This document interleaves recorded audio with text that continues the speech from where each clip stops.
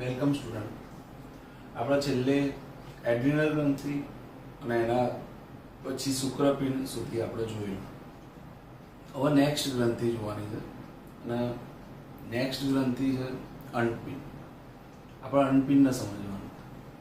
તો અંડપિંડ સમજવા માટે હું એ પહેલા આકૃતિ દોર દઉં, પછી આપણે સમજીએ ધ્યાન.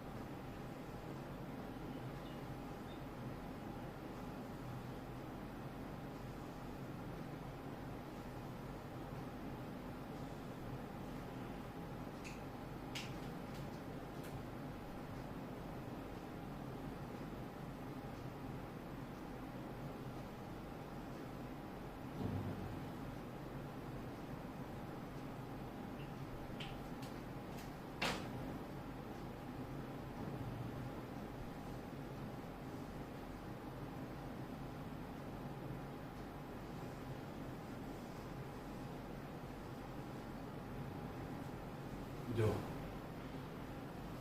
પહેલા આપણે સ્થાનથી ચાલુ કરીએ. પહેલા આપણે સ્થાન રચના એ જોઈ લઈએ, એના પછી આપણને ખ્યાલ આવશે આ શું સમજવાનું.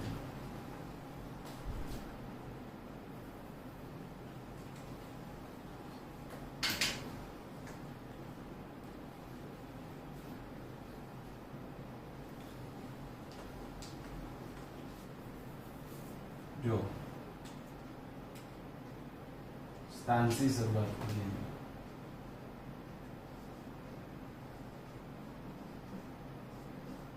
હું લખી દઉં, પછી આપણે સમજીએ કેમ કરી. ધ્યાન આપજો.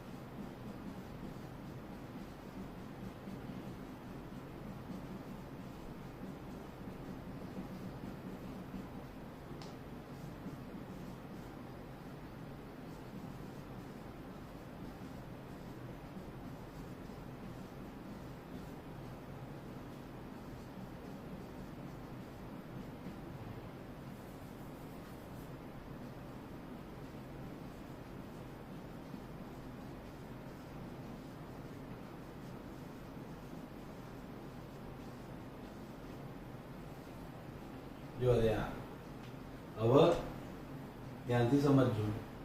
હવે આપણે અંડપિંડની વાત કરીએ તો અંડપિંડ જેમ પુરુષમાં શુક્રપિંડ શું હતું તો શુક્રપિંડ પ્રાથમિક પ્રજનન અંગ હતું. એ રીતે સ્ત્રીની અંદર અંડપિંડના આપણે શું કહીએ છીએ તો પ્રાથમિક પ્રજનન અંગ. ખ્યાલ આવ્યો? જેમ પુરુષમાં શુક્રપિંડ પ્રાથમિક પ્રજનન અંગ છે એમ સ્ત્રીની અંદર અંડપિંડને આપણે શું કહીએ છીએ પ્રાથમિક પ્રજનન અંગ. ધ્યાનથી સમજો. હવે અંડપિંડની અંદર આપણે વાત કરીએ પહેલા તો આપણે છેલ્લે એવું બધું ભણી ગયા હતા કે અંડપિંડ એ ઉદર ગુહાની દિવાલ, ઉદર ગુહાની અંદર નિતમ ગુહા, આપણો ઉદર ગુહા છે ને એની નીચેનો ભાગ નિતમ ગુહા કહેવાય. એટલે ઉદર ગુહામાં બી નિતમ ગુહા છે. એ નિતમ ગુહામાં માદા પ્રજનન તંત્ર આવેલું. માદા પ્રજનન તંત્ર એટલે શું તો આ ગર્ભાશય.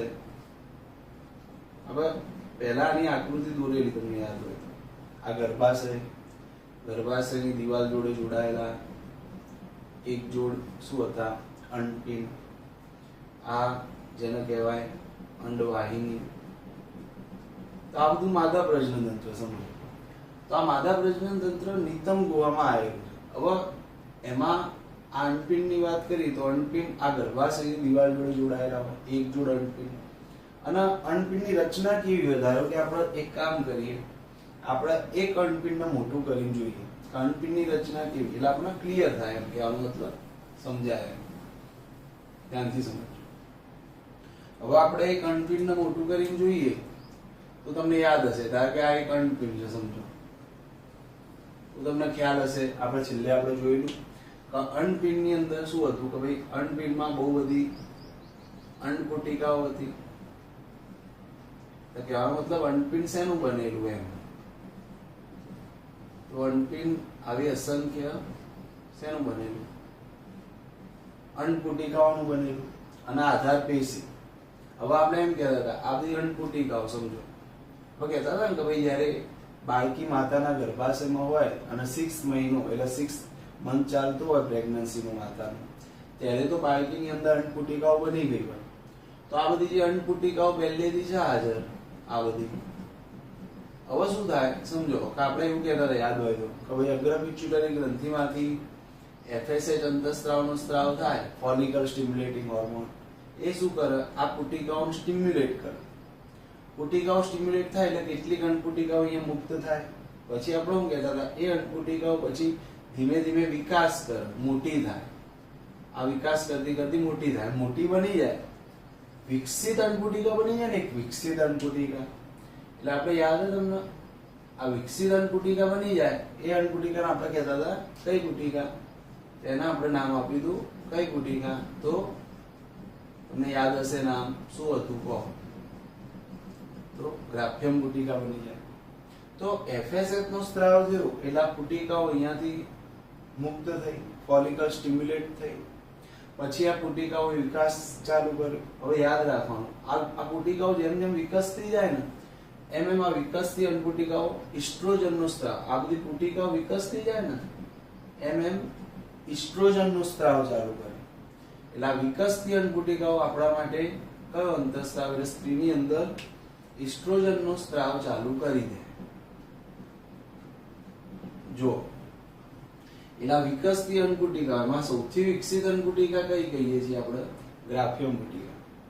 આ બધી વિકસતી અંડપુટિકાઓ જે હોય ને એ ઇસ્ટ્રોજનનો સ્ત્રાવ ચાલુ કરે એમ અને એમાં વિકસિત થઈ જાય ને જે પુટિકા એના આપણે કહેવાની ગ્રાફિયમ પુટિકા. હવે સમજો કે આ ગ્રાફિયમ પુટિકામાંથી ઇસ્ટ્રોજનનો સ્ત્રાવ થાય તો ઇસ્ટ્રોજનની અસરો કેવી તો જેમ પુરુષની અંદર એન્ડ્રોજન ટેસ્ટોસ્ટેરોન મુખ્ય અંતઃસ્ત્રાવ જે હતો એ ટેસ્ટોસ્ટેરોનની જે અસરો હતી ને એ જ અસરો સ્ત્રીની અંદર ઇસ્ટ્રોજન કરે. જેમ પુરુષની અંદર નર પ્રજનન તંત્રને વિકસિત કરતું હતું એમ ઇસ્ટ્રોજન માદા પ્રજનન તંત્રને વિકસિત અને કાર્યરત કરે. માદા પ્રજનન તંત્ર એટલે શું તો અંડવાહિની, ગર્ભાશય, ગ્રીવા, યોનિમાર્ગ આ બધા જે ભાગો હતા ને માદા પ્રજનન તંત્રના એને વિકસિત અને કાર્યરત કરવાનું કામ ઇસ્ટ્રોજન કરે. ઓકે.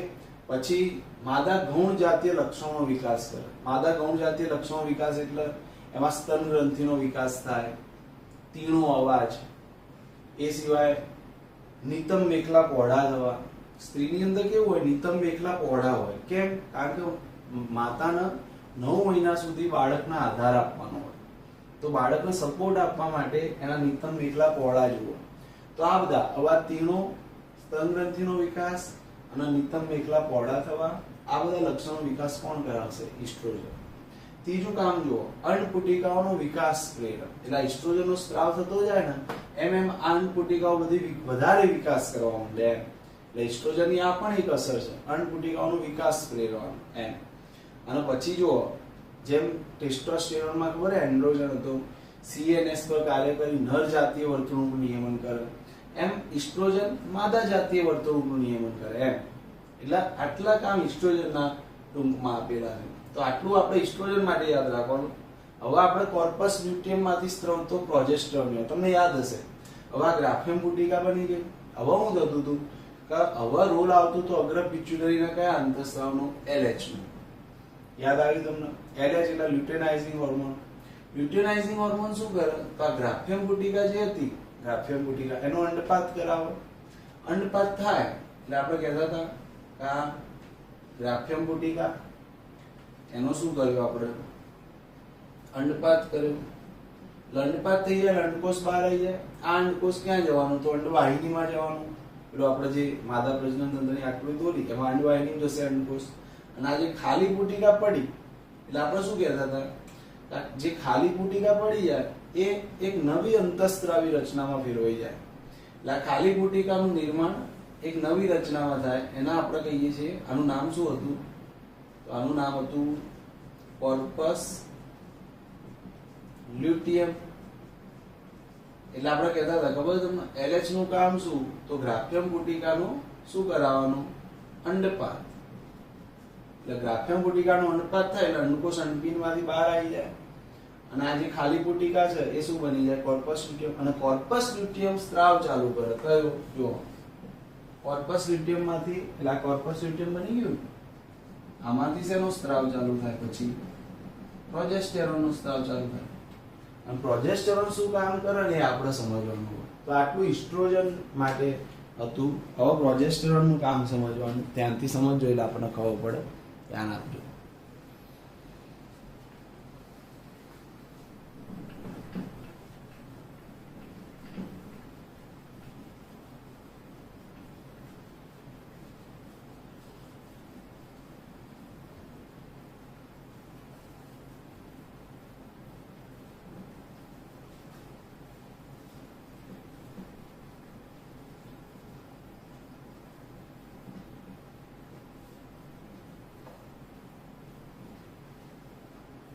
જો પ્રોજેસ્ટેરોનનું કામ શું? તો સમજો.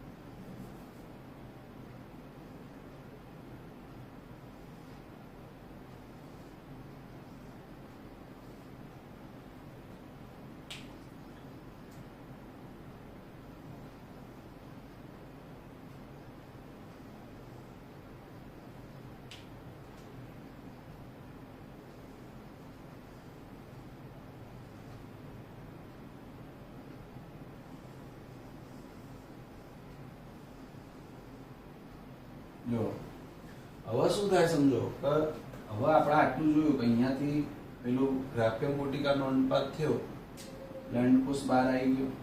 હવે આ અંડકોષ અહીંયા અંડવાહિનીમાં જશે અને શુક્રકોષની પ્રતીક્ષા કરશે. હવે ધ્યાન આપજો, ખાસ સમજવા જેવી વાત.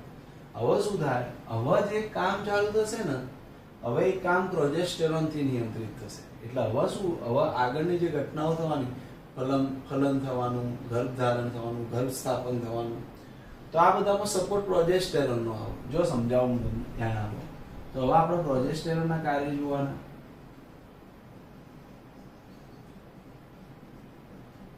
તો પહેલા હું એના કામ લખી દઉં એટલે આપણને ખબર પડી જાય. પહેલા કામ સમજી લો તમે, ધ્યાન આપજો.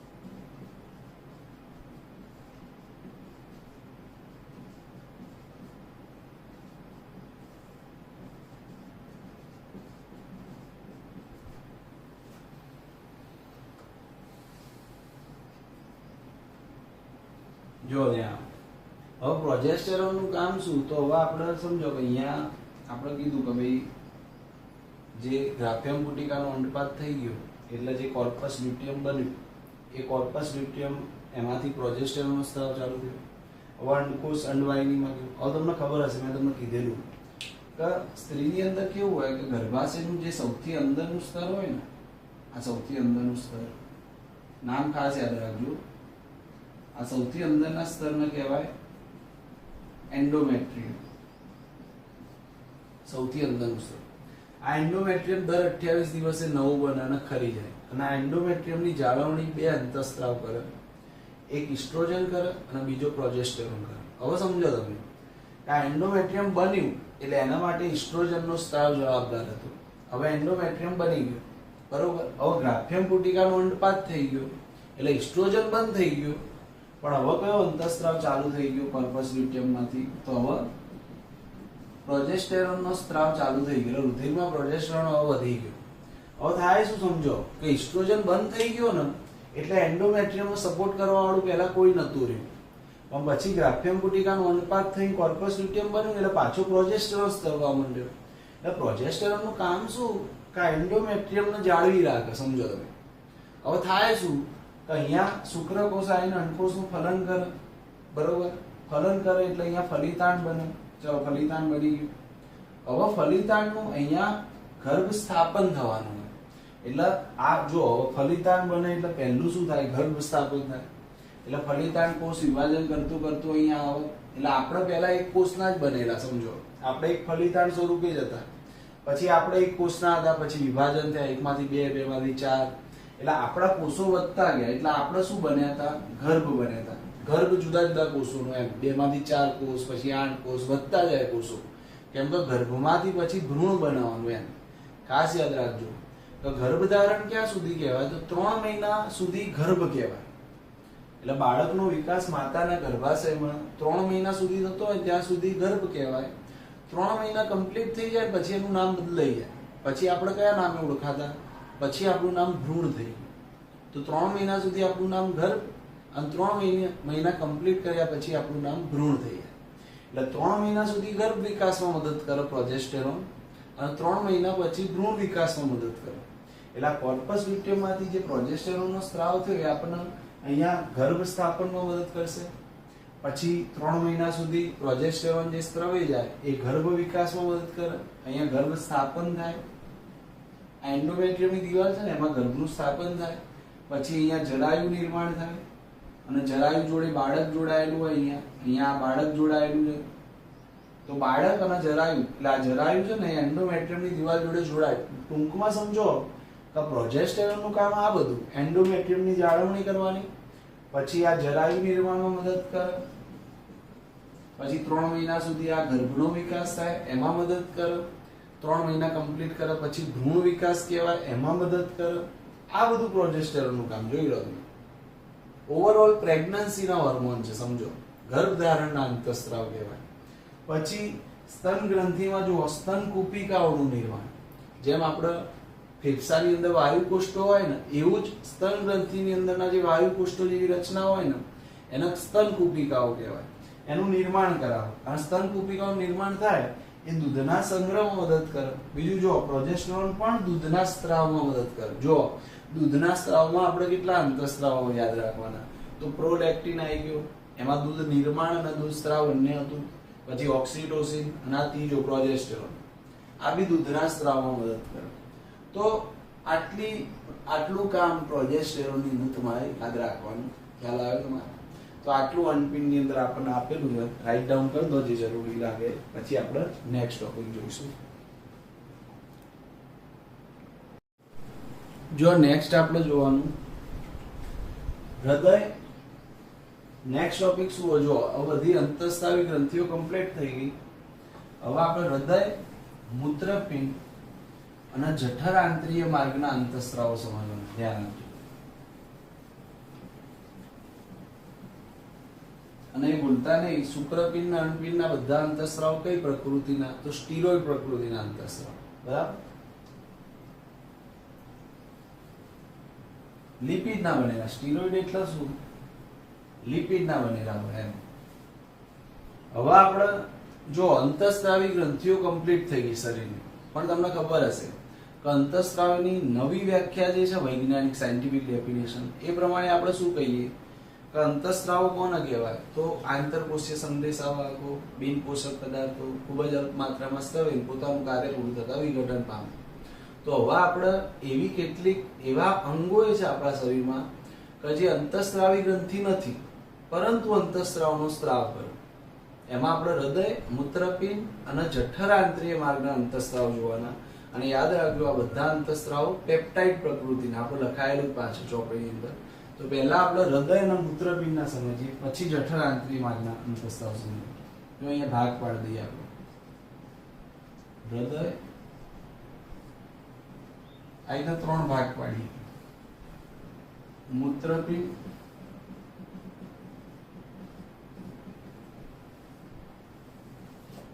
અને જઠરાંતરીય માર્ગ.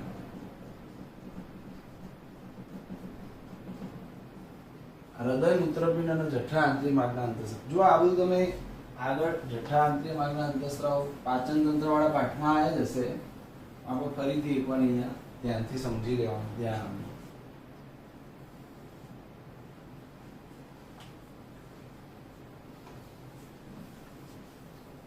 પહેલા આપણે હૃદયથી ચાલુ કરીએ.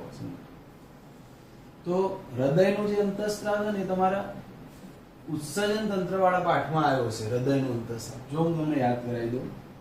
આપણે હૃદયમાં કેવું છે સમજો કે 2 કર્ણ અને 2 ક્ષેપક, રાઈટ? હવે જે ખાસ યાદ રાખવાનું, જે આ જમણું કર્ણક છે ને, જમણું કર્ણક, આ જમણા કર્ણકની દિવાલ પર કેટલાક કોષોનો સમૂહ અંતઃસ્ત્રાવી હોય. એટલે શું? આ જમણા કર્ણકના દિવાલ ઉપરથી કેટલાક કોષો એક અંતઃસ્ત્રાવનો સ્ત્રાવ કરે છે અને એ અંતઃસ્ત્રાવનું નામ છે ANF. જો તમે ધ્યાન આપો કે આ હૃદય અંતઃસ્ત્રાવી ગ્રંથિ નથી પરંતુ અંતઃસ્ત્રાવનો સ્ત્રાવ કરે. કેમ કે આ રસાયણનું કામ આંતરકોષીય સંદેશાવાહકનું. કઈ રીતે આપણે સમજીએ એટલે ખબર પડશે. જો પહેલાનું નામ કહી દો, ANF. ANF નું પૂરું નામ છે એટ્રિયલ નેટ્રીયુરેટિક ફેક્ટર. સમજો, એટ્રિયલ નેટ્રીયુરેટિક ફેક્ટર. હવે આ તમારા ઉત્સર્જન તંત્ર વાળા પાઠની અંદર આવી ગયો છે. આ ANF કામ હું કરવાનું, જો આનું કામ એક જ છે, સમજો ધ્યાનથી. આપણી જે રુધિરવાહિની હોય, આ રુધિરવાહિનીને ડાયલેટ કરવાનું. એટલે આપણે આને શું કહીએ? વાસો ડાયલેશન કહીએ. એટલે રુધિરવાહિનીની દિવાલને શું કરવાનું? પહોળી. એટલે આનું કામ ANF નું, ANF નો સ્ત્રાવ થાય એટલે ANF રુધિરવાહિનીને પહોળી કરે. સિમ્પલ છે, સમજો. એટલે આપણે શું કહીશું? વાસો ડાયલેટર. શું કહેવાય? વાસો ડાયલેટર. રુધિરવાહિનીને પહોળી કરવાનું કામ કરે. એટલે આપણે શું થાય? રુધિરવાહિની પહોળી થાય એટલે બ્લડ પ્રેશર શું થાય? ઘટી જાય. તો તમે કહી શકો હવે કે ANF નો સ્ત્રાવ ક્યારે થતો હશે? તો જ્યારે આપણા રુધિરનું દબાણ વધી જાય. જો આ નેચરલ વાસોડાયલેટર સમજો. જો વાસો કોન્સ્ટ્રિક્ટર તમારે 2 છે. કયા કયા? એક તો વાસોપ્રેસિન એટલે ADH, એ વાસો કોન્સ્ટ્રિક્ટર છે કેમ કે વાસોપ્રેસિન નું કામ કરે. અને બીજો કયો આવ્યો તમારો? ઉત્સર્જન તંત્ર વાળા પાઠમાં એન્જિયોટેન્સિન 2. 2 આયા. એ વાસો કોન્સ્ટ્રિક્ટર હતા એટલે રુધિરનું દબાણ શું કરતા હતા? વધારતા હતા. કેમ કે રુધિરવાહિનીનું સંકોચન કરતા હતા. પણ આ જુઓ, આ એક માત્ર એવો અંતઃસ્ત્રાવ જે વાસોડાયલેટર છે. એટલે રુધિરવાહિની જ્યારે રુધિરનું દબાણ વધી જાય એટલે રુધિરનું દબાણ ઘટાડવા માટે આ જમણા કર્ણકની દિવાલ પરથી ANF નો સ્ત્રાવ થાય. ANF નો સ્ત્રાવ થાય એટલે રુધિરવાહિની પહોળી થાય એટલે બ્લડ પ્રેશર આપણું ઘટી જાય. એટલે આનું કામ રુધિરનું દબાણ ઘટાડવાનું. તો અને આ બધા પેપ્ટાઇડ પ્રકૃતિના, યાદ રાખજો, પ્રોટીન અંતઃસ્ત્રાવ બધા. ખ્યાલ આવ્યો? તો હૃદયનો ANF આટલું કામ કરે. ચલો હવે મૂત્રપિંડની વાત કરીએ. તો મૂત્રપિંડની અંદર પાછો કયો અંતઃસ્ત્રાવ સ્ત્રવ છે? તો હવે તમને યાદ હશે, તમને યાદ કરાવી દઉં. આપણે જે ઉત્સર્ગ એકમ છે તમને ખ્યાલ છે, એ ઉત્સર્ગ એકમમાં આપણે આવું કહેતા હતા,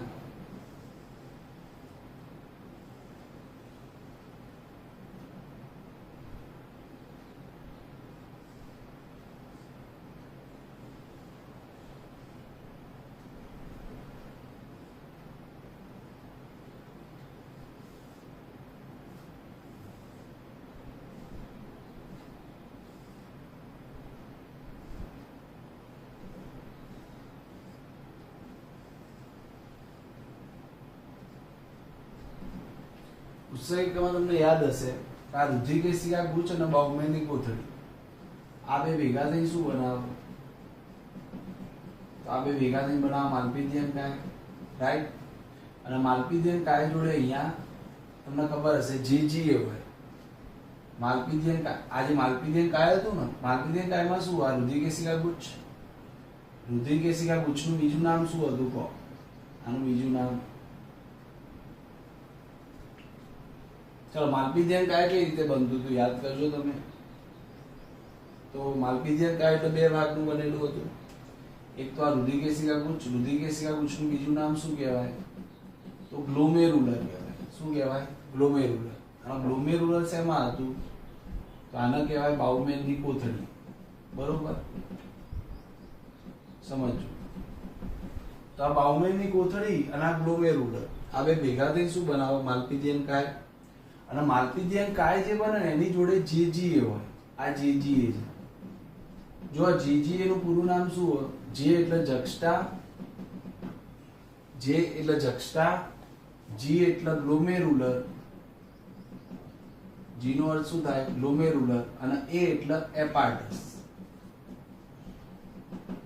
એપાર્ટસ, જક્સ્ટા ગ્લોમેરુલર એપાર્ટસ એટલે શું? જક્સ્ટા નો અર્થ શું થાય પહેલા સમજી લો. તો તમને ખબર ઉત્સર્ગ એકમ બે પ્રકારના આવતા હતા. એક તો જક્સ્ટા મજ્જક ઉત્સર્ગ એકમ અને બીજા બાહ્યક ઉત્સર્ગ એકમ. હવે જક્સ્ટા નો અર્થ શું થાય? તો નજીક. જક્સ્ટા મજ્જક ઉત્સર્ગ એકમ એટલે શું હતું કે એમના માલપીડિયમ કાય છે ને, માલપીડિયમ કાય એ મજ્જકની નજીક હોય એમ. એટલે આ બહારનો ભાગ બાહ્યક કહેતા હતા, અંદરનો ભાગ મજ્જક. તો મજ્જકની નજીક હોય માલપીડિયમ કાય તો એને જક્સ્ટા મજ્જક ઉત્સર્ગ એકમ કહેવાય. તો એ રીતે આ જક્સ્ટા ગ્લોમેરુલર એપાર્ટસ એટલે શું? તો જક્સ્ટા એટલે નજીક. શેની નજીક? તો આ ગ્લોમેરુલરની નજીક. એટલે આ ગ્લોમેરુલરની નજીક આવો કોષોનો સમૂહ હોય. એટલે આ ખરેખર જીજીએ ક્યાં આવેલું હોય ખબર છે? તો માલપીડિયમ કાય અને આ ડીસીટી આ બેની વચ્ચે હોય. એટલે આ ડીસીટી આપણે આમ સમજવા માટે આમ દોરીએ છીએ, પણ ડીસીટી ખરેખર આ બાજુ નજીક હોય માલપીડિયમ કાયની. એટલે માલપીડિયમ કાય અને ડીસીટી આ બેની વચ્ચે જીજીએ હોય. એટલે આ ખરેખર ગ્લોમેરુલરની નજીક છે એટલે એને જક્સ્ટા ગ્લોમેરુલર એપાર્ટસ કહેવાય. હવે ધ્યાન આપો. હવે થતું શું હોય કે આ રુધિર જે અંતરવાહી ધમનિકામાં જતું હોય અને બહિર્વાહી ધમનિકાથી રુધિર બહાર નીકળતું હોય આમ ફરી પ્રેશરથી. હવે જે રુધિર અહીંયાથી આમ જઈ રહ્યું છે એનું ચેકિંગ આ જીજીએ કરે. જીજીએ સતત બ્લડને ચેક કરી જાય. એ શું ચેક કરી જાય? તો એની અંદર રક્તકણનું પ્રમાણ ચેક કરે. ધ્યાન આપજો. હવે જીજીએ ને ખબર પડે કે આપણા શરીરમાં રક્તકણ ઘટી ગયા એટલે તરત જીજીએ સક્રિય થાય. કેમ સક્રિય થયું? કારણ કે રક્તકણો રુધિરમાં ગયો. કેમ કે અહીંયાથી જે રુધિર આમ જતું હોય એનું સતત ચેકિંગ કરતું હોય જીજીએ, જક્સ્ટા ગ્લોમેરુલર સેન્સિટિવ પાર્ટ. અને એને ખબર પડે કે ભાઈ રક્તકણ ઘટી ગયા છે એટલે તરત એક અંતઃસ્ત્રાવનો સ્ત્રાવ કરે. ધ્યાન આપજો. આ જીજીએ તરત એક અંતઃસ્ત્રાવનો સ્ત્રાવ કરે કેમ કે રક્તકણ ઘટી ગયા છે. અને એ અંતઃસ્ત્રાવનું કામ છે એરિથ્રોપોએસિસ કરાવવાનું. સમજો.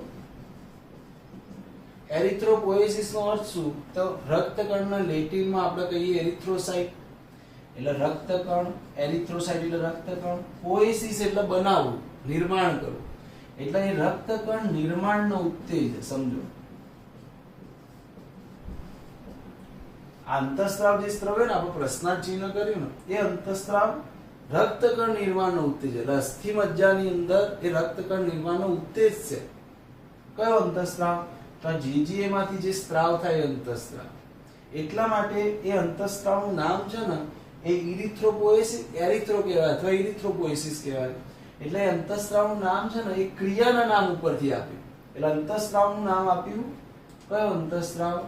તો તો ઇરિથ્રોપોઇટીન અંતઃસ્ત્રાવ, યાદ રાખજો આ અંતઃસ્ત્રાવનું નામ છે ઇરિથ્રોપોઇટીન, અને કામ કરાવે ઇરિથ્રોપોએસિસ અથવા એરિથ્રોપોએસિસ, એટલે રક્તકણનું નિર્માણ કરાવે. એટલે ટૂંકમાં સમજો કે આ જીજી એ સતત અહીંયા રક્તકણની સંખ્યા નોંધે જતું હોય, અહીંયાથી જે રુધિરામ જતું હોય ને એમાં એને ખબર પડે કે રક્તકણ ઘટી ગયા છે એટલે તરત ઇરિથ્રોપોઇટીનનો સ્ત્રાવ કરી દે, અને ઇરિથ્રોપોઇટીન અંતઃસ્ત્રાવ અસ્થિ મજ્જામાં ઇરિથ્રોપોએસિસ ઉત્તેજિત કરેલા રક્તકણનું નિર્માણ કરાવે.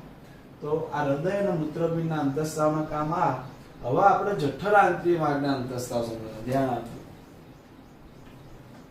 આ તમારે જે 3 ભાગ કરીને દોડી દેવાનો, એટલે હું તમને એક્ઝેક્ટ યાદ રહી જાય કે આ કહેવા શું માંગે એટલા માટે. હવે જઠર આંતરિય માર્ગના અંતઃસ્ત્રાવ, જો અહીં હું આકૃતિ દોરીને સમજાવવાનો પ્રયત્ન કરું, ધ્યાનથી સમજજો.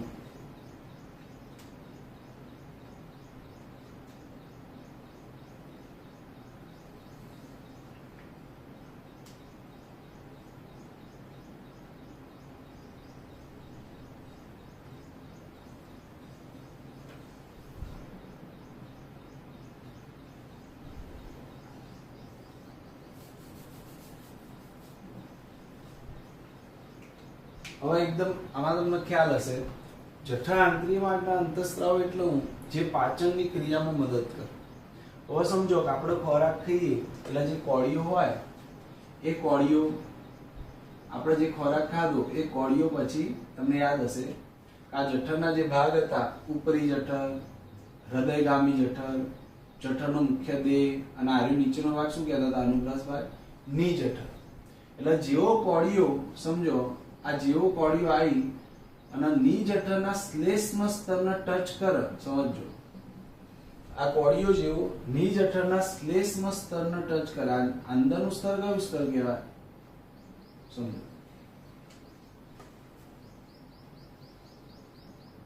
આ જે અંદરનું સ્તર હોય ને આ સૌથી અંદરનું જે સ્તર હોય ને એને શ્લેષ્મ સ્તર કહેવાય. એટલે આ કોળીઓ જેવો આ ની જઠરના શ્લેષ્મ સ્તરને આઈને આમ ટચ કરે, અને જેવો ટચ કરે ને એવો તરત ની જઠરના શ્લેષ્મ સ્તરમાંથી, યાદ રાખજો શબ્દ હું બોલું, ની જઠરના શ્લેષ્મ સ્તરમાંથી એક અંતઃસ્ત્રાવનો સ્ત્રાવ થાય, એટલે સીધો રુધિરમાં સ્ત્રાવ થાય. જો ખોરાક ઉપર નહીં હો, અંતઃસ્ત્રાવનો સ્ત્રાવ હંમેશા ક્યાં થતો હોય, રુધિરમાં. પણ કોણે સ્ત્રાવ કર્યો, તો ની જઠરના શ્લેષ્મ સ્તરના કોષોએ. એટલે આ ચેતા અંતઃસ્ત્રાવી ક્રિયાવિધિ, કેમ કે ટચ થયું એટલે સંવેદના, ચેતા, પછી અંતઃસ્ત્રાવનો સ્ત્રાવ. એટલે પાચન ક્રિયાને કેવી કહેવાય, ચેતા અંતઃસ્ત્રાવી ક્રિયાવિધિ કહેવાય. એટલે આ જે કોળીઓ જેવો ની જઠરના શ્લેષ્મ સ્તરને ટચ કરે એટલે તરત ત્યાંથી પહેલો અંતઃસ્ત્રાવ સ્ત્રાવ કયો, ગેસ્ટ્રિન. અને ગેસ્ટ્રિન નું કામ શું, તો આ ની જઠરના એટલે આ જઠરના જે શ્લેષ્મ સ્તરની અંદર સમજો, આ જઠરના શ્લેષ્મ સ્તરમાં જે જઠરીય ગ્રંથિઓ આવી ને, પેલા કોષો નતા, પેરાઇટલ કોષો, પેપ્ટિક કોષો, યાદ છે તમને, જઠરીય ગ્રંથિઓ જેને કહેવાય, એમાંથી જઠરીય ગ્રંથિને ઉત્તેજિત કરી જઠર રસનો સ્ત્રાવ કરવાનો. એટલે આ ગેસ્ટ્રિન નું કામ શું, તો અહીંયાથી જઠર રસનો સ્ત્રાવ કરાવો. અને જઠર રસ એટલે શું હોય, તો એમાં HCl અને પેપ્સિનો છે, રાઈટ. HCl અને પેપ્સિનોજનનો ખોરાક ઉપર સ્ત્રાવ કરાવે. એટલે ગેસ્ટ્રિન નું કામ પેલા જે આપણે હતા પેપ્ટિક કોષો હતા, પેરાઇટલ કોષો હતા, ઓક્ઝિન્ટિક કોષો કહેતા હતા, HCl નો સ્ત્રાવ કરતા હતા, તો એ કોષોને ઉત્તેજવાનું. એટલે એ ઓક્ઝિન્ટિક કોષો ઉત્તેજાય એટલે HCl નો સ્ત્રાવ થાય, પેપ્ટિક કોષો ઉત્તેજાય એટલે પેપ્સિનોજનનો સ્ત્રાવ થાય. એટલે ગેસ્ટ્રિન એ કોષોને ઉત્તેજવાનું કામ કરે. એટલે ટૂંકમાં ગેસ્ટ્રિનનો સ્ત્રાવ કોણે કર્યો, તો ની જઠરના શ્લેષ્મ સ્તરે કર્યો. કેમ કર્યો, કારણ કે જેવો કોળીઓ આવ્યો એવો તરત ની જઠરના શ્લેષ્મ સ્તરને ટચ કરે એટલે ગેસ્ટ્રિનનો સીધો સ્ત્રાવ થાય. અને ગેસ્ટ્રિન પછી પેલા કોષો જે કીધા ને આપણે, ઓક્ઝિન્ટિક કોષો, પેપ્ટિક કોષો, એમને ઉત્તેજિત કરે. એટલે આ કોળિયા ઉપર જઠર રસનો સ્ત્રાવ ચાલુ થાય. એટલે HCl અને પેપ્સિનોજનનો સ્ત્રાવ ચાલુ થાય. એટલે જઠરમાં ખબર તમને પ્રોટીનનું અંશત પાચન થતું હતું. આમ બીજું જઠરની વલોવવાની ક્રિયા ચાલુ થઈ જાય, ગતિદાયકતા આવે. હવે શું થાય, તો અહીંયા ખોરાકનો 4-5 કલાક સંગ્રહ થાય, પછી જે અંશતઃ પાચિત ખોરાક છે જેમાં પ્રોટીનનું અંશતઃ પાચન થયું છે એ ખોરાકના આપણે શું કહેતા હતા, આ જે બની જાય એને આપણે કહેતા હતા ચાઈમ. ચાઈમ એટલે આપણે એને કહેતા હતા કયો પાક, તો જઠર પાક અથવા એને આમ પાક કહેતા હતા, કેમ કે એસિડિક હોય, અમ્લીય હોય. હવે જઠર પાક કે આમ પાક એ હવે દાખલ થાય કઈ દિવાલમાં, કયા માર્ગમાં, તો એ પક્વાશયમાં દાખલ થાય. નાના આંતરડાનો શરૂઆતનો ભાગ જેને આપણે શું કહીએ, પક્વાશય. એટલે જેવું આ ચાઈમ અહીંયાથી આમ પક્વાશયમાં પ્રવેશ આમ તરત, એટલે આ જે પક્વાશયની દિવાલ છે ને, નાના આંતરડાનો શરૂઆતનો ભાગ, એ પક્વાશયની દિવાલમાંથી પછી સ્ત્રાવ ચાલુ થાય. પહેલો જ સ્ત્રાવ થાય જીઆઈપી નો. જો નામ યાદ રાખજો, પહેલો શેનો સ્ત્રાવ થાય, જીઆઈપી. જીઆઈપી નું પૂરું નામ જ છે, નામ ઉપરથી ખબર પડે આપણને, ગેસ્ટ્રિક. જી એટલે ગેસ્ટ્રિક, આઈ એટલે ઇન્હિબિટરી, પી એટલે પેપ્ટાઇડ. જો એટલે જેવો જઠર ભાગ પક્વાશયની દિવાલમાં દાખલ થાય એટલે તરત જીઆઈપી નો સ્ત્રાવ થાય.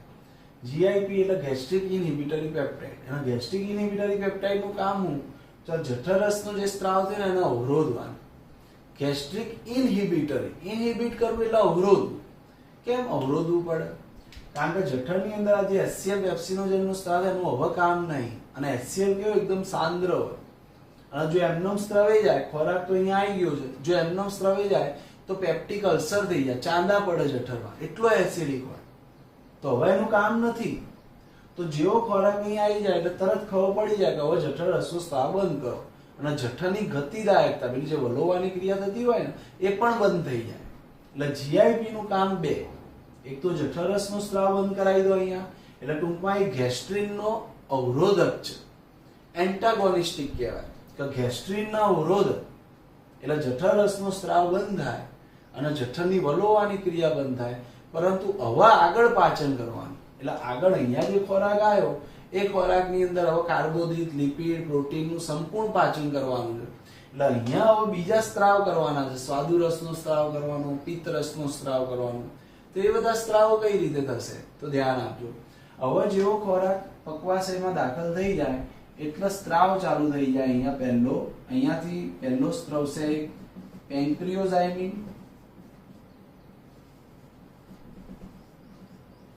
બીજો તમારે યાદ રાખવાનું સિક્રેટિન, અને ત્રીજો યાદ રાખવાનો કયો, સીસીકે. હવે સમજો આ પેન્ક્રિયોઝાઇમિન નું આપણે કામ આપ્યું નહીં, એટલે આર્યો આપણે ખાલી તમે એટલું યાદ રાખજો કે સ્વાદુપિંડનો ઉત્તેજક, એટલે ખાલી સ્વાદુ રસનો સ્ત્રાવ કરાવે, બસ આટલું યાદ રાખવાનું. આપણે ચોપડી પેન્ક્રિયોઝાઇમિન આપ્યું નહીં એટલા માટે, પણ આ બેના કામ તમારે ખાસ યાદ રાખવાના. જો સિક્રેટિન શું કામ કરે અને સીસીકે શું કામ કરે, આનું ટૂંકમાં નામ ખૂબ યાદ રાખવું પડશે. એટલે હવે જો અહીંયા નાના આંતરડામાં જેવો ખોરાક આવ્યો એટલે પહેલા જીઆઈપી નો સ્ત્રાવ થયો, ગેસ્ટ્રિક ઇન્હિબિટરી પેપ્ટાઇડ, અને જઠરરસના સ્ત્રાવનો બંધ કરાવી દીધા. ઓકે, હવે આ પક્વાશયની અંદર તમારે સ્વાદુરસ અને પિત્તરસનો સ્ત્રાવ કરાવવાનો. તો એના માટે હવે શું, તો ત્યાંથી પેન્ક્રિયોઝાઇમિનનો સ્ત્રાવ થાય, એ સ્વાદુરસનો સ્ત્રાવ કરાવો. સિક્રેટિન નું કામ શું, તો યાદ રાખવાનું આ રીતે અલગથી ખાસ યાદ રાખવાનું કે એ સ્વાદુરસનો સ્ત્રાવ કરાવો, પણ એમાં સ્વાદુરસમાં પાણી અને બાયકાર્બોનેટ આ બેનો સ્ત્રાવ કરાવો. જો અહીંયા ઉત્સેચકોનો સ્ત્રાવ નહીં હો, આ ખાસ ધ્યાન આપવાનું. સ્વાદુરસના પાણી અને બાયકાર્બોનેટનો સ્ત્રાવ કરાવો સિક્રેટિન. અને પોલિસિસ્ટોકાઇન નું કામ બે, એક તો પિત્તાશયનો ઉત્તેજક, પિત્તાશયને ઉત્તેજિત કરી પિત્તરસનો સ્ત્રાવ કરાવવાનો. જોજો કોલિસિસ્ટોકાઇનિન અને સીસીકે એ બે કામ કરાવો, એક તો પિત્તાશયને ઉત્તેજિત કરી પિત્તરસનો સ્ત્રાવ કરાવવાનો, અને બીજું કામ એનું છે ખાસ મહત્વનું, સ્વાદુરસના એટલે સ્વાદુરસીય ઉત્સેચકોનો સ્ત્રાવ કરાવવાનો. એટલે આ ખાસ તમારે ધ્યાન રાખવાનું. એમ પૂછ્યું હોય ને કે સ્વાદુરસના ઉત્સેચકોનો સ્ત્રાવ કોણ કરાવે, તો સીસીકે કરાવે. અને સ્વાદુરસના પાણી અને બાયકાર્બોનેટનો સ્ત્રાવ કોણ કરાવો? તો સિક્રેટિંગ કરાવો. આ રીતે આમ અલગ યાદ રાખવાનું. અને બીજું પિત્તાશયનું સંકોચન કરી અને પિત્તરસનો સ્ત્રાવ કરાવો. એ કામ CCK નું. તો આટલા તમારે અહીંયા અંતઃસ્ત્રાવ અહીંયા યાદ રાખવાના. જો આપણી ચોપડીની અંદર આ ચાર જ આપે છે. ગેસ્ટ્રિન આપેલું, GIP, સિક્રેટિન અને કોલિસિસ્ટોકાઇન. આ પેન્ક્રિયોઝાઇમ તમારે લખી દેવાનું, સ્વાદુરસનો સ્ત્રાવ કરાવો, બસ એટલું. ખ્યાલ આવે? તો આટલી વસ્તુ જઠરી આંતરિય ભાગના અંતઃસ્ત્રાવમાં છે. તો રાઇટ ડાઉન કરી દેજો, જે આમાં જરૂરી લાગે ખાસ લખી દેજો. પછી આપણે નેક્સ્ટ ટોપિક જોવાનો. છેલ્લે એવું આપેલું છે આપણને કે આપણા શરીરમાં કેટલીક બિન અંતઃસ્ત્રાવી પેશીઓ હોય, ત્યાં આવજો.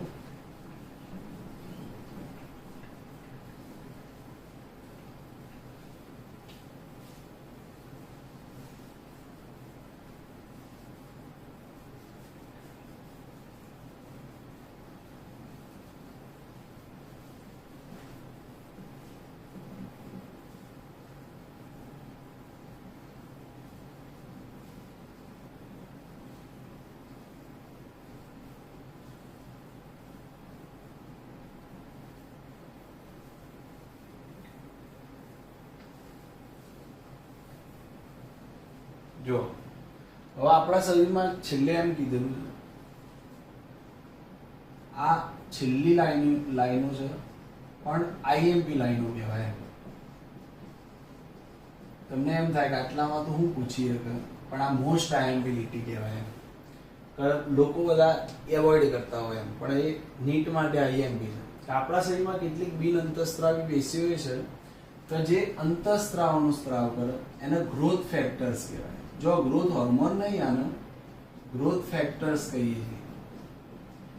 ગ્રોથ ફેક્ટર્સ એટલે એના વૃદ્ધિકારકો કહેવાય. એટલે આમાં બીજું કંઈ યાદ નહીં રાખવાનું તમારે એટલું બધું, પણ ખાલી એટલું સમજવાનું છે એમ કે આપણા શરીરની એવી બીજી કેટલીક બિન અંતઃસ્ત્રાવી પેશીઓ છે કે જે અંતઃસ્ત્રાવી ગ્રંથિઓ નહીં, પણ એ કેટલાક વૃદ્ધિકારકોનો સ્ત્રાવ કરે. અને એમનું કામ શું હોય? તો એ પેશીની વૃદ્ધિ, પેશીનું સમારકામ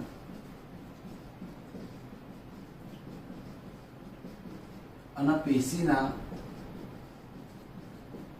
પુનઃસર્જનમાં મદદ કરે. આમાં મદદ કરે. જો એટલે કેટલીક બિન અંતઃસ્ત્રાવી પેશીઓ હોય કે જે ગ્રોથ ફેક્ટર વૃદ્ધિકારકોનું સ્ત્રાવ કરતા હોય અને એ પેશીની સામાન્ય વૃદ્ધિ વિકાસમાં મદદ કરતી હોય. પેશીનું સમારકામ, તૂટી ગયેલા પેશીના ભાગો હોય એની જગ્યાએ એના સારા ભાગોનું નિર્માણ કરવાનું.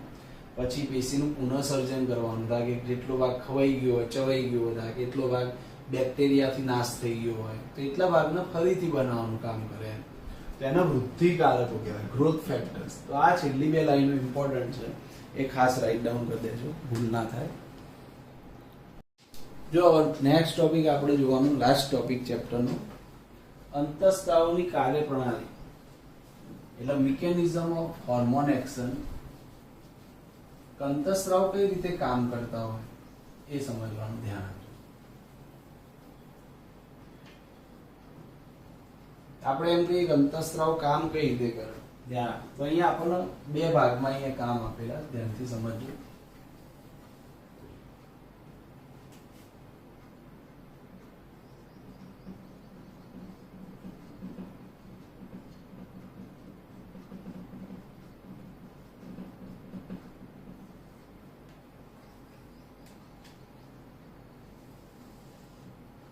એટલે આપણને છે ને અહીંયા બે પ્રકારના અંતઃસ્ત્રાવના કામ આપે. પહેલું જે આપ્યું છે ને એ પેપ્ટાઇડ, એટલે આપણને જે પહેલી ક્રિયાવિધિ આપી, પહેલો જે ફોટો આપ્યો છે ને એ પેપ્ટાઇડ અને એમિનો એસિડના જે વ્યુત્પન્ન હોય, સમજજો. પેપ્ટાઇડ અને એમિનો એસિડના વ્યુત્પન્ન એ અંતઃસ્ત્રાવની ક્રિયાવિધિ આપી છે. અને જે બીજો ફોટો આપ્યો છે ને એ સ્ટીરોઇડ અને આયોડોથાયરોનિન એ અંતઃસ્ત્રાવ કઈ રીતે કામ કરે એ સમજાયું. હવે સમજો કે અંતઃસ્ત્રાવની ક્રિયાવિધિ એટલે અંતઃસ્ત્રાવ કામ કઈ રીતે કરતા હોય, કે એ અંતઃસ્ત્રાવો કોષને ખબર કે આપણે તો કહેતા અંતઃસ્ત્રાવનું કામ શું? સંદેશાવાહક. કે કોષને સંદેશો આપવાનો, અને કોષનો સંદેશો આપે એટલે કોષની અંદર બધા કામ ચાલુ થઈ જાય. એટલે કોષ એની સામે પ્રતિચાર આપે. પ્રતિચાર આપે એટલે સામે એની સામે રિએક્શન આપે અંતઃસ્ત્રાવ સામે, કે ભાઈ આ જે તે કામ કરવાનું. હવે જો સમજીએ, હું પહેલા અહીંયા આકૃતિ દોરીને સમજાવું, ભાઈ આપણે ધ્યાનથી સમજીએ. ધ્યાન તમે મારી જોડે આકૃતિ દોરી દેજો ખાસ ભૂલ્યા વગર.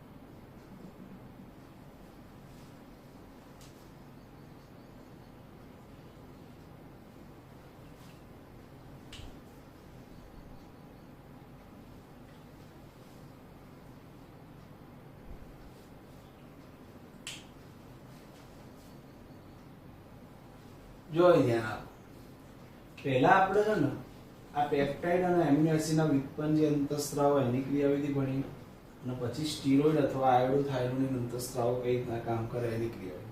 હવે ધ્યાનથી સમજો. હવે આપણને ખબર છે કે ભાઈ આપણા શરીરમાં 4 પ્રકૃતિના અંતઃસ્ત્રાવ મેં શરૂઆતમાં તમને કીધું. એક તો પેપ્ટાઇડ પ્રકૃતિના, બીજું સ્ટીરોઇડ પ્રકૃતિના એટલે લિપિડના બનેલા, ત્રીજું આયોડોથાયરોનિન, અને ચોથું એમિનો એસિડના વ્યુત્પન્ન. હવે આપણને ખબર છે કે અંતઃસ્ત્રાવનું કામ શું કરવાનું હોય, કે સંદેશ આપવાનો હોય. અને અંતઃસ્ત્રાવનો સંદેશ મળી જાય કોષને, એટલે કોષ શું કરે? તો સમજો, કોષને ખબર પડવી જોઈએ કે ભાઈ અંતઃસ્ત્રાવ આવ્યો, તો કોષ એની સામે જૈવ રાસાયણિક પ્રતિચાર આપે. જૈવ રાસાયણિક પ્રતિચાર આ શબ્દ આવો ને, જૈવ રાસાયણિક પ્રતિચાર, એટલે તમારે સમજી જવાનું કે જૈવ રાસાયણિક પ્રતિચાર એટલે કોષ એવા પ્રોટીન બનાવે, એવા ઉત્સેચક બનાવે, એવા જૈવિક અણુઓનું સંશ્લેષણ કરે કે જેથી કરી એ કોષની વૃદ્ધિ અને વિકાસ થાય. એટલે તો પછી દેહધાર્મિક પ્રતિચાર મળે. એટલે પહેલા આ બે પ્રતિચાર છે ને એ ક્લિયર કરી દો એટલે તમને ખબર પડી જાય. પહેલા તો જૈવ રાસાયણિક પ્રતિચાર એટલે શું, તો તમે લખી કાઢો નોટમાં, લખી દો, એવું નોટમાં લખી દો કે જૈવ રાસાયણિક પ્રતિચાર એટલે કોષ વૃદ્ધિ અને વિકાસ માટે જરૂરી પ્રોટીન, ઉત્સેચકો અને જૈવિક અણુનું સંશ્લેષણ કરે. કોષ વૃદ્ધિ અને વિકાસ માટે જરૂરી પ્રોટીન, ઉત્સેચકો અને જૈવિક અણુઓનું સંશ્લેષણ કરે. એટલે કોષ જ્યારે પોતાના જરૂરી પ્રોટીન, ઉત્સેચકો અને જૈવિક અણુઓનું સંશ્લેષણ ચાલુ કરી દે, શેના માટે? તો વૃદ્ધિ અને વિકાસ માટે.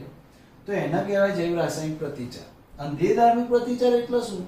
તો તમને એ કોષની વૃદ્ધિ અને વિકાસ દેખાય કે ચલો આ કોષે વૃદ્ધિ અને વિકાસ કરી દીધો, એવું તમને દેખાય, એ કહેવાય દેહધાર્મિક પ્રતિચાર. પ્રતિચાર એટલે કોના સામે? તો અંતઃસ્ત્રાવ સામે પ્રતિચાર આવે.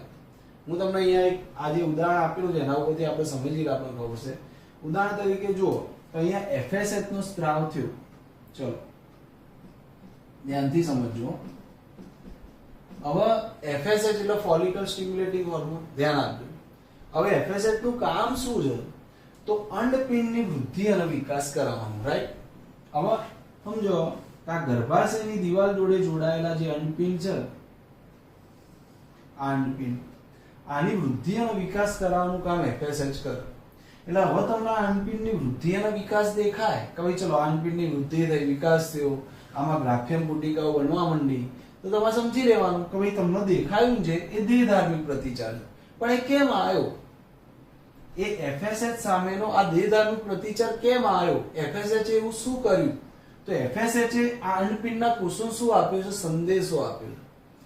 આ કોષોને ખબર પડી ગઈ છે કે FSH આવ્યો, એટલે આ બધા અંડપિંડના બધા કોષોએ વૃદ્ધિ અને વિકાસ કર્યો, એટલે તમને આ દેહધાર્મિક પ્રતિચાર દેખાયો. ટૂંકમાં અંડપિંડનો તમને વૃદ્ધિ અને વિકાસ થયેલો દેખાય કે અંડપિંડ પરિપક્વ બન્યા, એ તમારે સમજવાનું કોઈ દેહધાર્મિક પ્રતિચાર આવ્યો. પણ એ દેહધાર્મિક પ્રતિચાર કેમ આવ્યો? કારણ કે એ દરેકે દરેક કોષે, સમજો અંડપિંડના દરેકે દરેક કોષમાં કયો પ્રતિચાર આવ્યો? જૈવ રાસાયણિક પ્રતિચાર આવ્યો. એટલે અંડપિંડના દરેકે દરેક કોષે એવા પ્રોટીન બનાવવાનું ચાલુ કરી દીધું, એવા ઉત્સેચકો બનાવવાનું ચાલુ કરી દીધું, એવા જૈવિક અણુઓનું સંશ્લેષણ ચાલુ કરી દીધું કે જેથી કરીને અંડપિંડની વૃદ્ધિ અને વિકાસ થાય. એનો મતલબ અંડપિંડના પ્રત્યેક કોષને મેસેજ મળ્યો કહેવાય. એટલે અંડપિંડના દરેક કોષને શું મળ્યું? મેસેજ મળ્યો. એટલે આપણે શું કર્યું કે અંડપિંડના એક કોષને મોટો કરીને બતાવ્યો. એટલે અંડપિંડનો એક કોષ છે આખો, આ એનું કોષ રસ્તર છે. સમજો અંડપિંડનું કોષનું કોષ રસ્તર. એટલે આપણા એક કોષ જોડે જે કામ થશે અંડપિંડના બીજા કોષો જોડે એવું જ થતું હશે. એટલે મૂળ અંડપિંડના એ કોષોને શું મળ્યો છે? FSH નો સંદેશ મળ્યો. તો આપણે સમજવાનું એ છે કે FSH નો મેસેજ કઈ રીતે મળે છે એમ. એટલે એમનો મેસેજ મળી ગયો એ કોષોને, એટલે એ કોષોએ જૈવ રાસાયણિક પ્રતિચાર આપ્યો. અત્યાર સુધી નતા આપતા, પણ FSH આવ્યો એમને એવી ખબર પડી કે ભાઈ FSH આવી ગયો છે, તો હવે ચલો એવા પ્રોટીન, એવા ઉત્સેચક, એવા જૈવિક અણુ બનાવો કે જેથી કરીને અંડપિંડની વૃદ્ધિ અને વિકાસ થાય. એટલે એવા પ્રોટીન, એવા ઉત્સેચક, એવા જૈવિક અણુ જે બન્યા એને કહેવાય જૈવ રાસાયણિક પ્રતિચાર કોષનું.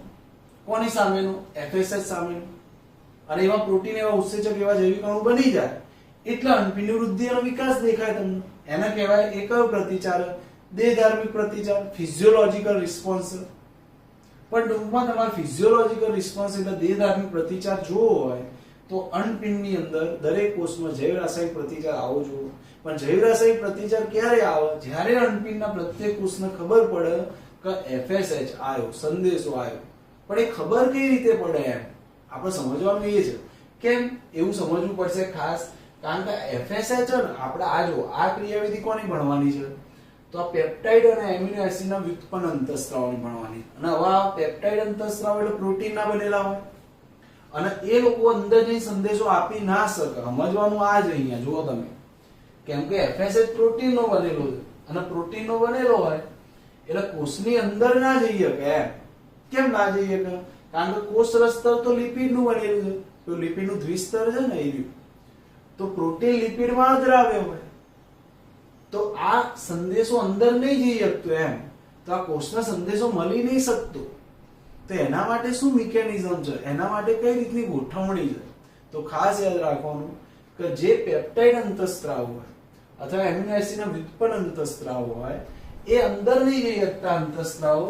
એટલે એમના રિસેપ્ટર છે ને એ કોષ રસ્તર પર આવેલા હોય, એના મેમ્બ્રેન બાઉન્ડ રિસેપ્ટર કહેવાય. ઇંગ્લિશ પણ યાદ રાખવાનું, ગુજરાતી પણ. આ રિસેપ્ટરને મેમ્બ્રેન બાઉન્ડ રિસેપ્ટર, અને ગુજરાતીમાં તમે એને કહી શકો કલા જોડાણ રિસેપ્ટર. ધ્યાન આપો. એટલે જે પ્રોટીન અંતઃસ્ત્રાવો હોય અથવા એમિનો એસિડ વ્યુત્પન્ન અંતર, જેમ કે આપણો FSH પ્રોટીનનો બનેલો અંતઃસ્ત્રાવ, તો એ અંદર જઈને સંદેશ નહીં આપી શકતો, તો એના રિસેપ્ટર, એના જે ટાર્ગેટ સેલ હોય લક્ષ્ય કોષો, અને યાદ રાખવાનું આ રિસેપ્ટર વિશિષ્ટ હોય, સ્પેસિફિક હોય. સ્પેસિફિક એટલે હું કે એના લક્ષ્ય કોષો ઉપર જ હોય રિસેપ્ટર. આ FSH ના રિસેપ્ટર આખા શરીરમાં બીજે ક્યાંય ના હોય, અનપિંડમાં જ હોય. અનપિંડના કોષો ઉપર જ રિસેપ્ટર પ્રોટીન હોય, તાળાકુંચીના સિદ્ધાંત જેવું. એટલે સ્પેસિફિક જ હોય એમ. એટલે અંતઃસ્ત્રાવનું બંધારણ એવું હોય ને કે આ રિસેપ્ટર જોડે બંધ બેસતું હોય. એટલે આ અંતઃસ્ત્રાવનું બંધારણ એવું હશે કે એના રિસેપ્ટર જોડે આમ બંધ બેસતું હશે એમ. બીજા કોઈ રિસેપ્ટર જોડે જોડાઈ ના શકે, કેમ કે દરેક અંતઃસ્ત્રાવના રિસેપ્ટર સ્પેસિફિક જ હોય. એટલે એમના ટાર્ગેટ સેલ નક્કી જ હોય, લક્ષ્ય કોષો. એટલે થાય શું કે જેવો FSH નો સ્ત્રાવ થાય એટલે એના રિસેપ્ટર કોષની અંદર ના હોય. કેમ ના હોય? કારણ કે આ પ્રોટીન નો બનેલો, અને આ લિપિડમાં કેવો હોય? અદ્રાવ્ય. એટલે FSH જઈને એના મેમ્બ્રેન બાઉન્ડ રિસેપ્ટર જે હોય ને, મેમ્બ્રેન બાઉન્ડ, એ મેમ્બ્રેન બાઉન્ડ રિસેપ્ટર જોડે જઈ અને FSH જોડાઈ જાય. જો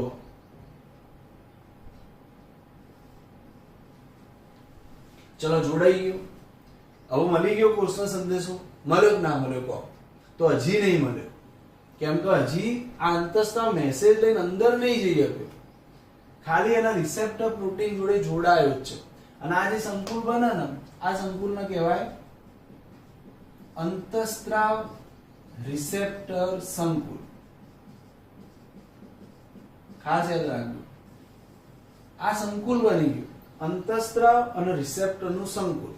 હજી અંતઃસ્ત્રાવ અંદર તો મેસેજ આપી નહીં શકતા. કે સમજો તમારે કોઈને ઇન્વિટેશન આપવાનું હોય તો ઇન્વિટેશન આપણે એના ઘર, એના એ વ્યક્તિ સુધી પહોંચાડવું પડે કે ભાઈ લો આ મેસેજ છે તમારો. એટલે તમે ઇન્વિટેશન, કે ભાઈ કોઈ બી મેસેજ સંદેશ આપવા જાઓ તો એ વ્યક્તિ સુધી પહોંચવો જોઈએ. તમારી મેસેજ આવી કોઈના નિમંત્રણ પત્રિકા આપવાની હોય તો આમ કોઈના ઘર આગળ ઉલાડીને ના જતા રહેવાય, નહીં તો બાજુના ઘરે જઈને પડી જાય. તો એ મેસેજ એ વ્યક્તિને પોતાને મળવો જોઈએ એમ.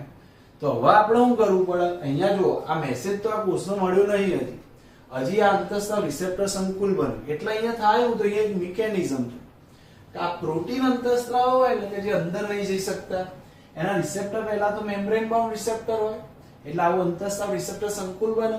પછી જો અહીંયા ચોપડી નામ નહીં આપી પણ તમારે લખવું લખી દેજો, નીટ NCERT નહીં. અહીંયા એક ઉત્સેચક જોડાયેલો હોય, એ ઉત્સેચક અહીંથી છૂટો પડે. આપણી ચોપડીમાં આવું જ લખ્યું કે રિસ્પોન્સ 1. એ રિસ્પોન્સ 1 એટલે બીજું કઈ નહીં, અહીંયા એક ઉત્સેચક છૂટો પડે. એ ઉત્સેચકનું નામ છે એડિનાઇલ સાયક્લેસ. યાદ રાખજો, એડિનાઇલ સાયક્લેસ. એડિનાઇલ સાયક્લેસ નામનો ઉત્સેચક અહીંયા છૂટો પડે. આને કહેવાય રિસ્પોન્સ 1. ખ્યાલ આવ્યો? એટલે આ રિસ્પોન્સ 1 આવો ને એટલે પછી અહીંયા થાય દ્વિતીયક સંદેશાવાહકની ઉત્પત્તિ, સેકન્ડરી મેસેન્જર. એટલે ખાસ યાદ રાખવાનું કે જે પ્રોટીન અંતઃસ્ત્રાવ હોય ને, એ પ્રોટીન અંતઃસ્ત્રાવ અંદર નહીં જઈ શકતા, એટલે કોષની અંદર દ્વિતીયક સંદેશાવાહકની ઉત્પત્તિ કરાવવી પડે. કેમ કે આ જે FSH, એ FSH પહેલા પોતે સંદેશો લઈને આવ્યો હતો, એટલે FSH ને કહેવાય પ્રાથમિક સંદેશાવાહક. FSH પ્રાથમિક સંદેશાવાહક થયો એટલે પછી જરૂર પડી કોની? દ્વિતીયક સંદેશાવાહકની. કેમ? કારણ કે એ તો અંદર નહીં જઈ શક્યો. એટલે અહીંયા થયું શું? તો અંતઃસ્ત્રાવ એના રિસેપ્ટર જોડે જોડાય, એટલે અંતઃસ્ત્રાવ રિસેપ્ટર સંકુલ બને. એના રિસેપ્ટર મેમ્બ્રેન બાઉન્ડ હોય, અને આવું સંકુલ બની જાય એટલે અહીંયાથી એક ઉત્સેચક છૂટો પડે. એને કહેવાય, એનું નામ છે એડિનાઇલ સાયક્લેસ. અને એડિનાઇલ સાયક્લેસ નું કામ દ્વિતીયક સંદેશાવાહકની ઉત્પત્તિ. અને કોઈ પૂછે દ્વિતીય સંદેશાવાહક એટલે કોણ? તો ક્યાં તો કેલ્શિયમ હોય અથવા IP3 હોય. IP3 નું પૂરું નામ યાદ રાખવાનું, ઇનોસિટોલ ટ્રાઇફોસ્ફેટ, અથવા CAMP હોય, સાયક્લિક AMP. આ ત્રણમાંથી કંઈ પણ હોય એમ દ્વિતીય સંદેશા. પણ આ ક્યાંથી આયા, કેમ આયા, એ તમારે નહીં વિચારવાનું.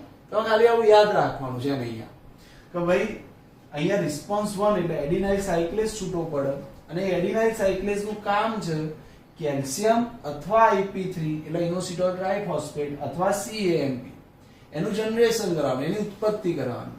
અને આ દ્વિતીયક સંદેશાવાહકની ઉત્પત્તિ થઈ જાય એટલે કોષને ખબર પડી જાય કે FSH આવી ગયો, અને કોષને ખબર પડી જાય કે FSH આવી ગયો એટલે કોષ પછી રિસ્પોન્સ આપે. કોષ એવા પ્રોટીન, એવા ઉત્સેચક, એવા જૈવિક અણુ બનાવવાનું ચાલુ કરી દે કે જેથી કરીને કોષની વૃદ્ધિ અને વિકાસ થાય. એવા પ્રોટીન, એવા ઉત્સેચક, એવા જૈવિક અણુ બને એને કહેવાય જૈવ રાસાયણિક પ્રતિચાર આવે. અને એવા પ્રોટીન બની ગયા, ઉત્સેચક બની ગયા, એવા જૈવિક અણુ બની ગયા તો પછી એ કોષની વૃદ્ધિ અને વિકાસ થાય. એટલે તમારે કહેવાનું કયો પ્રતિચાર આવ્યો? દેહધાર્મિક પ્રતિચાર આવ્યો. એટલે ટૂંકમાં પ્રોટીન અંતઃસ્ત્રાવની આ સિક્વન્સ છે. ધારો કે સમજો કે આપણે કોકનો મેસેજ આપવા ગયા, કોકનો ઇન્વિટેશન આપવા ગયા. હવે આપણે સમજો કોઈ મંત્રી તંત્રી હોય, મોટો સંત્રી, અને એને ઇન્વિટેશન આપવું હોય, આપણે કંઈક નવું ઇનોગ્રેશન કર્યું હોય, કોઈ નવી દુકાન ખોલી હોય અને તમારે ઇન્વિટેશન આપવા જાવ, ધારો કે કપડાની દુકાન ખોલી આપણે નવી, અને ઇન્વિટેશન આપવા જવું છે કોઈ મંત્રી હોય એને, તો તમને સીધું એના ઘરમાં જવા ના મળે. એટલે તમે શું છો, તમે ઇન્વિટેશન લઈને ગયા, તમે FSH છો, પ્રાથમિક સંદેશાવાહક, તો તમે ત્યાં સિક્યુરિટી વાળાને આપશો પહેલા કંકોત્રી. એટલે સિક્યુરિટી વાળો અહીંયા કોણ? તો એડિનાઇલ સાયક્લેઝ. એ સિક્યુરિટી વાળો રિસ્પોન્સ 1 એ કંકોત્રી લઈને અંદર ગયો, એ સીધો માલિકને ના આપે, એ પેલો કોને આપશે? ત્યાં રામલાલને આપશે, એમના ઘરે પેલા જે ચા બનાવતા એમને, કેમ કે સિક્યુરિટી વાળાને અંદર જવા ના મળે. ભાઈ રામલાલ ના આપણ કંકોત્રી, એ રામલાલ બન્યા દ્વિતીયક સંદેશાવાહક, અને એ રામલાલ જઈને માલિક ના આપે સંદેશો. એટલે આપણે બને FSH, સિક્યુરિટી વાળો બન્યો એડિનાઇલ સાયક્લેઝ, રામલાલ બન્યા દ્વિતીય સંદેશાવાહક. માલિકને ખબર પડી ગઈ, રામલાલ લઈ ગયા સંદેશો, એટલે સમજી લેવાનું માલિકને ખબર પડી ગઈ, કેમ કે રામલાલ બધું જ કહી દે માલિકને. એટલે માલિકને ખબર પડી એટલે માલિક શું આપશે? જૈવ રાસાયણિક પ્રતિચાર. માલિક આવશે આપણી કપડાની દુકાને, એટલે માલિક કપડાની દુકાને આવવા નીકળ્યા એને જૈવ રાસાયણિક પ્રતિચાર કહેવાય. એ સ્કૂટર ઉપર આવે કે ગાડીમાં આવે, જેમાં આવે, તો માલિક આવવાનું ચાલુ થયું આપણા ત્યાં કપડાની દુકાને, તે જૈવ રાસાયણિક પ્રતિચાર માલિકનું. અને માલિક આવી ગયા આપણા ત્યાં અને એક કપડું ખરીદી લીધું, એટલે એ આવ્યો કયો પ્રતિચાર?